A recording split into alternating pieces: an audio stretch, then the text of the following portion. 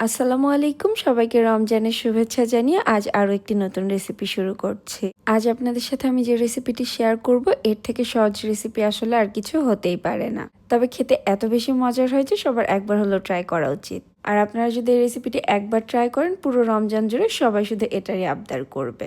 তার থেকেও মজার ব্যাপার, এটা তৈরি করে আপনারা পুরো মাস জুড়ে সংরক্ষণ করেও রেখে দিতে পারবেন। শুধুমাত্র ফ্রিজ থেকে বের করে ভেজে নিলেই চলবে। আর এই রেসিপিতে আমি যা কিছু ইউজ করেছি সবার বাসায় কিন্তু মোটামুটি এগুলো অ্যাভেলেবেল থাকে। আমি আশা করছি রেসিপিটি আপনাদের অনেক বেশি ভালো লাগবে। রেসিপিটি তৈরি করার জন্য প্রথমে এখানে আমি 3টা মিডিয়াম সাইজের আলু আর 3টা ডিম সেদ্ধ করে নিয়েছি। চেষ্টা করবেন আলুগুলোকে একটু ড্রাই করে সেদ্ধ করার জন্য। এখন এই আলুগুলোকে আর ডিমগুলোকে খুব ভালোভাবে ভর্তা করে নিব। আমি কাঁটা চামচের সাহায্যে করছি, আপনারা চাইলে হাত দিয়েও করে নিতে পারেন বা চাইলে গ্রেটারেও গ্রেট করে নিতে পারেন। শুধু খেয়াল রাখতে হবে যেন এটার ভেতরে কোনো বড় অংশ রয়ে না যায়, সব কিছু ভালোভাবে ভর্তা করে নিতে হবে। এখন এর সাথে দিয়ে দিচ্ছি একটা মিডিয়াম সাইজের পেঁয়াজ কুচি। আমি প্রথমে কাঁচা পেঁয়াজ দিয়েছি আর 2টা মিডিয়াম সাইজের পেঁয়াজ, সেগুলোকে আমি ভেজে নিয়েছি। এভাবে পেঁয়াজটাকে ভেজে দিলে এটা খেতে কিন্তু অনেক বেশি ভালো লাগে। 5-6টা কাঁচামরিচ কুচি দিয়ে দিয়েছি আর বেশ খানিকটা ধনিয়া পাতা কুচি। স্বাদ মতো দিয়ে দিচ্ছি কিছুটা লবণ। এখন কিছু শুকনো মশলা ইউজ করব। আমি 1/2 চা চামচ নিয়েছি লাল মরিচের গুঁড়া, 1 চা চামচ নিয়েছি চিলি ফ্লেক্স, 1 চা চামচ নিয়েছি জিরার গুঁড়া আর 1 চা চামচের মতো নিয়েছি চাট মশলা। চাট মশলাটা দিলে এটার টেস্ট অনেক বেশি ভালো আসে, তবে হাতের কাছে না থাকলে না দিলেও চলবে। এখন এই সব কিছুকে একসাথে খুব ভালোভাবে মেখে নিচ্ছি। এটাকে মেখে নেওয়ার পর এটা কিছুটা সফট মনে হচ্ছে, সেজন্য এখানে আমি 1/3 কাপের মতো ব্রেড ক্রাম্বস দিয়ে দিচ্ছি। ব্রেড ক্রাম্বস দিলে এটাতে খুব সুন্দর একটা বাইন্ডিং আসে। নর্মাল পাউরুটিটাকে ব্লেন্ডারে দিয়ে আমি গুঁড়া করে নিয়েছি। তবে হাতের কাছে ব্রেড ক্রাম্বস না থাকলে সেক্ষেত্রে চাইলে কিন্তু আপনারা এখানে কর্নফ্লাওয়ার ইউজ করতে পারেন। তারপরে আবারও সব কিছুকে ভালোভাবে মেখে নিয়েছি। আর এখন হাতে খুব সামান্য একটু তেল লাগিয়ে এখান থেকে কিছুটা পোর্শন নিয়ে ছোট ছোট করে বল তৈরি করে নিব। হাতে একটু তেল লাগিয়ে নিলে এই মিশ্রণটা হাতের সাথে লেগে যাবে না।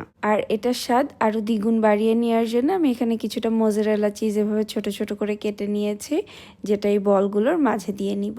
এতে কিন্তু এটা খেতে অনেক বেশি ভালো লাগে আর ছোট বাচ্চারা তো খুব বেশি পছন্দ করে।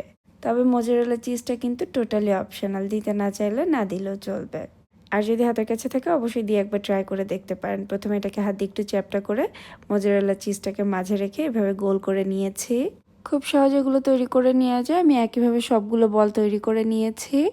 এখন এগুলোকে ব্রেড ক্রামে কোট করে নিব। আমি একটা একটা করে কোট করে নিব, তবে আপনারা চাইলে কিন্তু একসাথে ভাবে স্টিকে 2টা বা 3টা ভরেও একসাথে কোট করে নিতে পারেন, তখন দেখতেও অনেক বেশি ভালো লাগে। আপনারা আপনাদের সুবিধা মতো যে কোনোভাবেই কিন্তু এটা তৈরি করতে পারেন।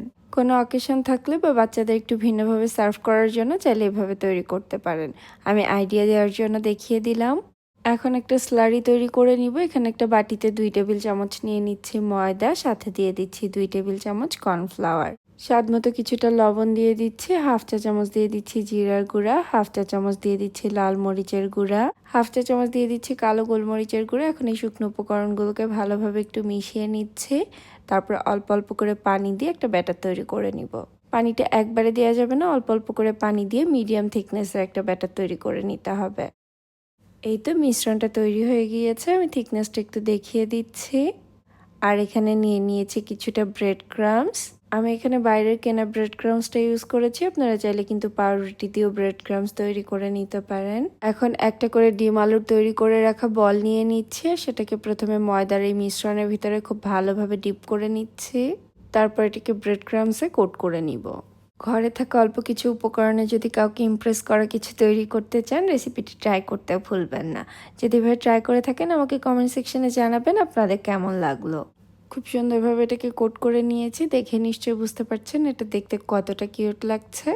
একইভাবে এখন আমি সবগুলো তৈরি করে নিব আর এগুলোকে এভাবে তৈরি করে নেওয়ার পরে আপনারা ডিপ ফ্রিজে সংরক্ষণ করে রেখে দিতে পারেন।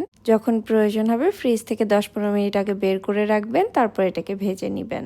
আমি এখনই আপনাদের কিছু ভেজে দেখিয়ে দিচ্ছি। চুলা একটা প্যানে বেশ খানিকটা তেল দিয়ে তেলটাকে মিডিয়াম গরম করে নিয়েছি আর বেশ কিছু ডিম আলুর বল দিয়ে দিচ্ছি। এখন এগুলোকে একটু উল্টে পাল্টে গোল্ডেন ব্রাউন করে ভেজে নিব। এগুলো ভাজতে কিন্তু খুব বেশি সময় লাগে না, যেহেতু এখানে সব কিছু আগে থেকে কুক করা, খুবই অল্প সময় এগুলো ভাজা হয়ে যায়।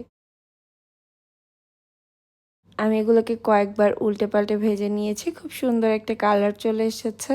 এখন তেল ঝরিয়ে এগুলোকে উঠিয়ে নিচ্ছি। এই ইফতারিটা তৈরি করতে খুব বেশি সময় লাগে না, তবে খেতে কিন্তু অসম্ভব মজার। আর আমার আজকের রেসিপিটি যদি কোথাও আপনাদের একটুখানিও ভালো লেগে থাকে, আমার চ্যানেলটি সাবস্ক্রাইব করতে ভুলবেন না। আজকের মতো এখানেই বিদায় নিচ্ছি, আবার নতুন কোনো রেসিপি নিয়ে চলে আসবো। সবাই অনেক বেশি ভালো থাকবেন আর আমাদের জন্য দোয়া করবেন। আল্লাহ হাফেজ।